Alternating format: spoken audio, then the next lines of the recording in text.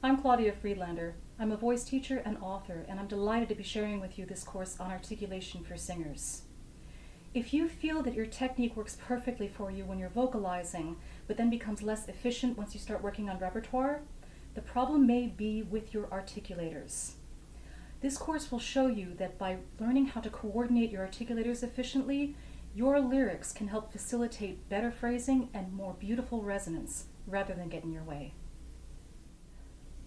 If you find that things like jaw tension or tongue tension are holding you back and that you don't have effective means for dealing with these issues, this course is going to share some strategies with you for alleviating chronic tension, getting rid of any excess tightness that you might have in those muscles, and also show you how to activate any muscles of articulation that may be weak or underactive. I'm calling this introductory video a ballet class for your mouth because I have long wished for singers to have the equivalent of a dance class. When you first go to a ballet class, you're going to spend a lot of time towards the beginning of that class habituating the 5 fundamental foot positions that ballet dancers use in their exercises and in choreography. Once they've been reminded of what those 5 foot positions are, they can move on to do exercises at the bar, or they can do some combinations across the floor, and because they have habituated this particular use of their legs that is designed for ballet dancing, they're able to do all these other more complex movements. They need to be reminded of that every time they come to class, because in between classes, they've been doing things like non-dancers do. They walk down the street or drive their car. They do other things with their legs that don't involve these 5 foot positions. What singers need is something very similar, because as you can see, I'm talking to you right now and my jaw's doing all kinds of things that I wouldn't want to do if I were singing. So the way that I use my mouth in conversation, the way that I use my mouth and my jaw and my tongue to do things like eat, we get to do all of these other movements with our mouths that are not optimal for singing articulation. So my idea is that if you can have a series of exercises that will rehabituate your articulators, your jaw, your tongue, your lips, and your soft palate, so that they are primed to make these very optimal movements and coordinate together in a way that will provide for beautiful resonance when you're singing, then the rest of your technical work will go much more easily.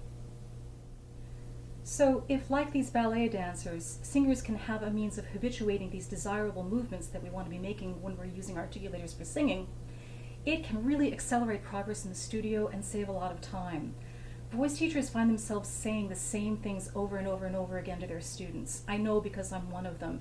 Relax your jaw, round your lips, lift your soft palate. And the thing is that it doesn't matter how well I explain these concepts to my students, and it doesn't matter how clearly they understand them.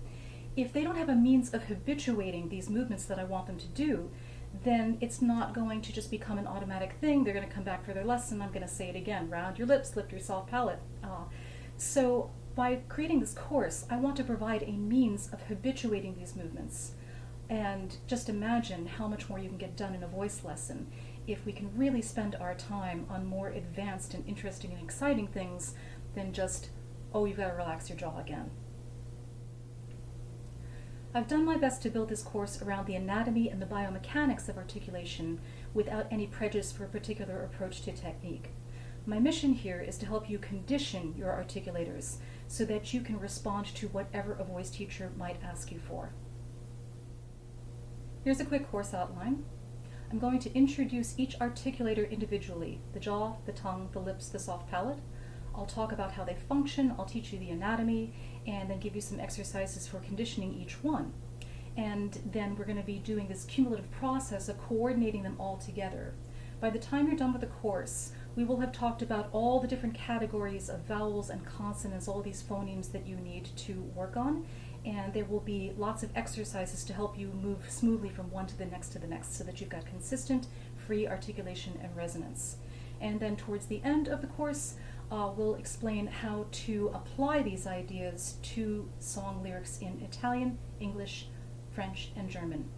I'm going to cover all of the main languages that we use in classical singing, but even if your repertoire just sticks to English, if you're mostly interested in singing musical theater or pop, you're going to find that these exercises will also help you to coordinate your articulators to make your articulation and your text delivery both more beautiful and more intelligible, regardless of what kind of music you're singing or what language you sing in. As you go through these lessons, keep in mind that this is not a diction course. This course is a supplement to your diction course. Studying diction is so important because we need to be able to audiate, to hear with our mind's ear all of the sounds of the languages that we want to sing in. My goal here is to just condition your anatomy so that whatever sounds you imagine and want to produce, your anatomy will respond really efficiently. When we say that someone has a beautiful voice, what we're usually talking about is the quality of their resonance. The resonance is the entire space above your vocal folds, inside your pharynx, your supraglottal tract, all the space inside your throat and your mouth. And so the way that you articulate the sounds of the languages that you sing in is an inherent component of your resonance. Optimize your articulators and your singing will become more resonant, more beautiful, and more expressive.